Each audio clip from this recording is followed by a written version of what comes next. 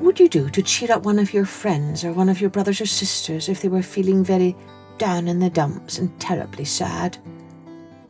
Hello everyone, I'm Kathleen Pelly. Welcome to Journey with Story. I wonder how you answered my question. Perhaps some of you said you would tell a joke, or sing a song, or do a silly dance. No surprise to learn that when someone I know is sad or down in the dumps, I try to think of a little story to tell them that might cheer them up. And today's story is a tale from Portugal about two storytellers who try to find a story to cheer a princess. Let's see what kind of story they managed to find. Oh, and if you want to cheer us all up here at Journey with Story, then take a moment to rate and review our podcast wherever you listen to your podcast. It really helps to grow our outreach. Thanks ever so much. Now, let's take a journey with the princess who lost her rings.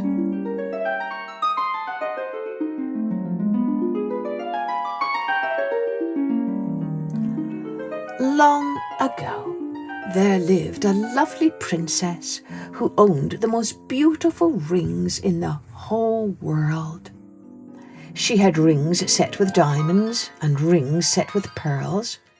She had rings set with rubies and rings set with sapphires. She had rings set with emeralds and turquoises and amethysts and every other kind of precious stone. She had rings which had no precious stones in them, but which were wonderfully decorated with fine and delicate carving wrought with great skill. This princess lived in a magnificent palace surrounded by a high wall. Her own apartments opened upon a pleasant balcony. From the balcony, she could see the blue waters of the ocean and the tall trees of the forest. It was here she liked to pass her days. In a corner of the balcony there was a basin and a pitcher of silver always kept filled with water, in order that the princess might wash her hands on the balcony, instead of having to go inside the house.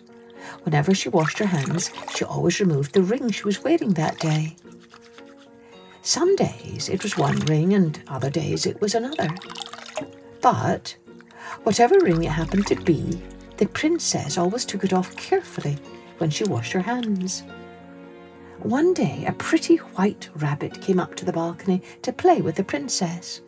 That day the princess was wearing her best diamond ring. She removed it very carefully when she washed her hands. Then it disappeared. She knew that the rabbit must have stolen it. The next day the rabbit came again, and that day the princess lost her best emerald ring. She was very sure that the rabbit must have stolen that too.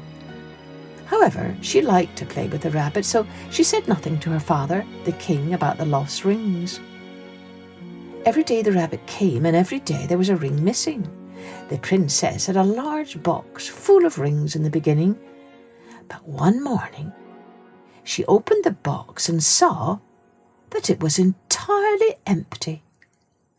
She remembered then that she had put on her last ring, one set with a sapphire, the morning before. The princess became so sad that she would not go out to the balcony to play with the white rabbit. Every day she grew sadder and sadder. At last her father the king noticed it. "What is the matter with our daughter the princess?" he asked the queen. "She is sad now, and once she was the very jolliest, happiest princess in the whole world." "I cannot imagine what the trouble is," replied the queen. "Perhaps she is lonely. Let us send for the storytellers of the kingdom to come and tell their stories to entertain her." Accordingly, the king sent for all the storytellers in the whole kingdom. All the storytellers had to come to the palace, even if they were old and lame.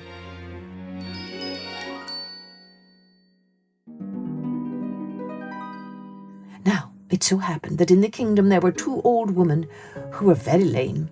They knew the most interesting stories of anybody, but it took them so long to reach the palace that they forgot all their best stories on the way. "What story are you going to tell the princess?" one of the lame old women asked the other. "Oh, I can't remember a single one of my stories," said the other old woman. "It has taken my lame old legs so long to travel the road to the palace that now that we're almost there, I can't think of a single story."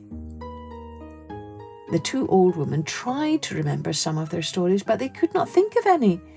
They were almost at the royal palace too.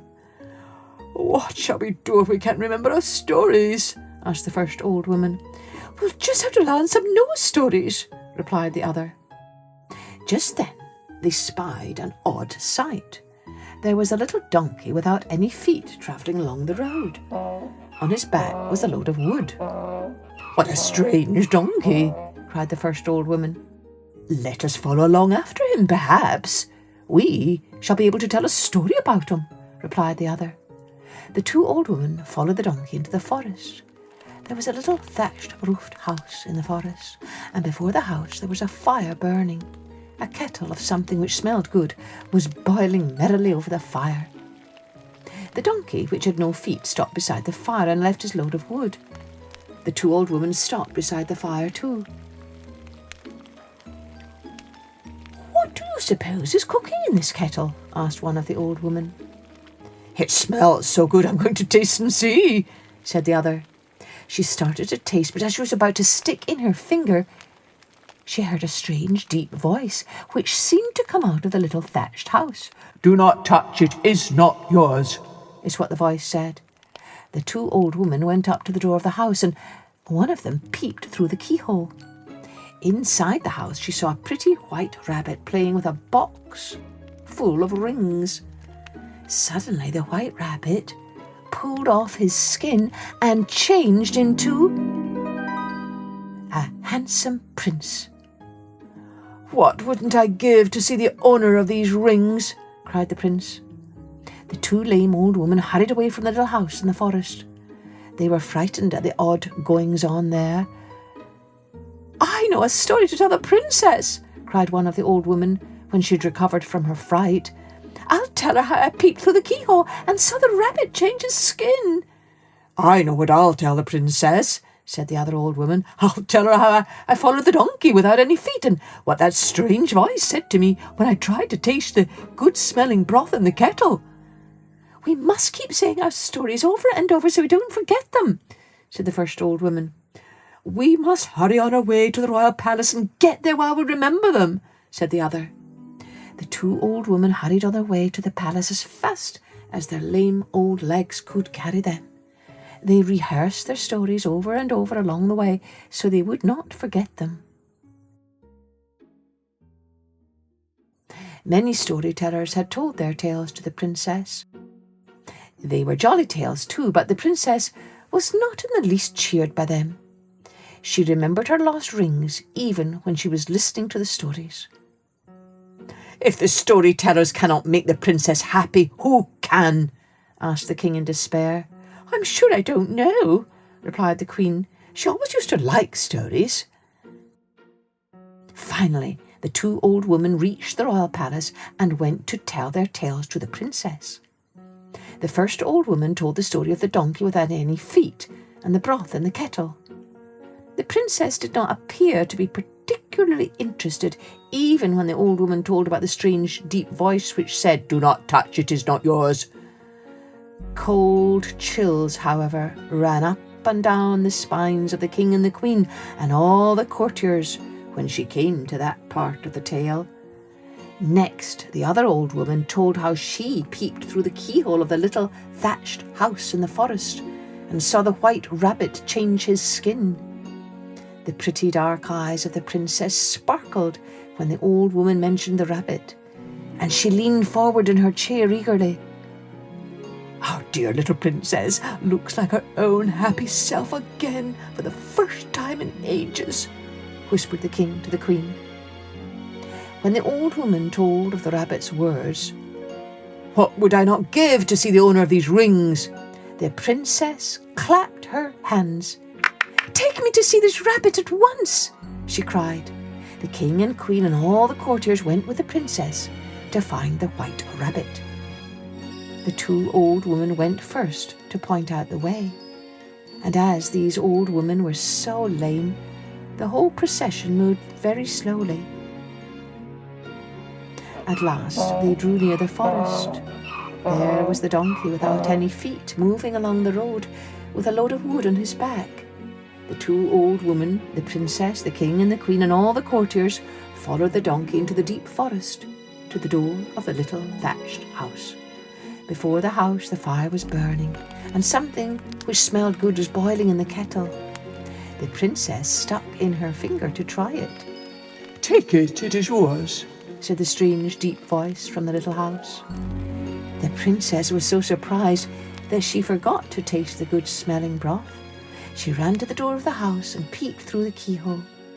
There was the white rabbit, playing with a box full of rings set with diamonds and pearls, rings set with rubies and sapphires, rings set with emeralds and amethysts and turquoises, and rings set with no precious stones at all, but carved delicately with great skill. "What wouldn't I give to see the owner of these rings?" said the rabbit, as he pulled off his skin and changed into a handsome prince. "Here is the owner of the rings," cried the princess. "She is here at your very door." The door of the little thatched house in the deep forest swiftly opened, and the prince received the princess in his arms. "Your words have broken my enchantment," he cried. "Now that at last the voice of the owner of these rings is heard at my door, I will never have to put on my rabbit skin again." Well, perhaps this story might inspire some of you to learn a few stories by heart and store them away to use the next time you come upon someone who's feeling a little sad like our princess. Isn't it wonderful to know that a good story can fill us with great joy and delight? Cheerio then. Join me next time for Journey with Story.